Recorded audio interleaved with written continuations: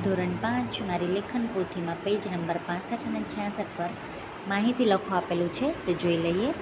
પહેલું તો ખોરાક આપેલું છે. ખોરાક એ જીવવા માટે જરૂરી પોષક તત્વોનો સ્ત્રોત છે. તે શરીરને ઉર્જા પૂરી પાડે છે. વિવિધ પ્રકારના ખોરાકમાં કાર્બોહાઈડ્રેટ્સ, પ્રોટીન, ચરબી, વિટામિન્સ અને ખનિજો હોય છે.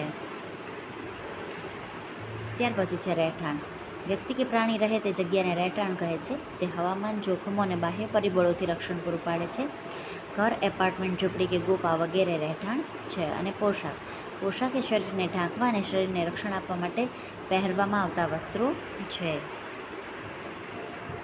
તે ઠંડી, ગરમી, વરસાદ અને સૂર્યપ્રકાશથી બચાવે છે. ત્યાર પછી આપેલું છે ધ્વનિ. ધ્વનિ એ કંપન દ્વારા ઉત્પન્ન થતું ઉર્જાનું એક સ્વરૂપ છે, જે તરંગોના સ્વરૂપમાં પ્રવાસ કરે છે અને કાન દ્વારા સાંભળી શકાય છે. ત્યાર પછી જોઈ લઈએ પેટ્રોલ પંપ. જ્યાં વાહનોમાં પેટ્રોલ અને ડીઝલ જેવા ઈંધણ ભરવામાં આવે છે તેને પેટ્રોલ પંપ કહે છે. અહીં ટાયરમાં હવા ભરવાની સુવિધા પણ ઉપલબ્ધ હોય છે.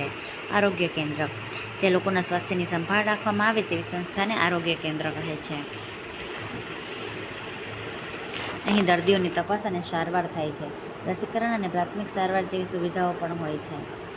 ત્યાર પછી છે બેંક. બેંક એ નાણાકીય સંસ્થા છે જ્યાં લોકો પૈસા જમા કરાવી શકે છે, ઉપાડી શકે છે અને લોન લઈ શકે છે. અહીં અન્ય નાણાકીય વ્યવહારો પણ કરી શકાય છે. અને સૌથી છેલ્લું જોઈ લઈએ પોસ્ટ ઓફિસ.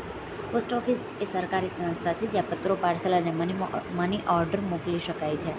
અહીં ટપાલ ટિકિટો અને સ્ટેશનરી પણ મળે છે. Thank you.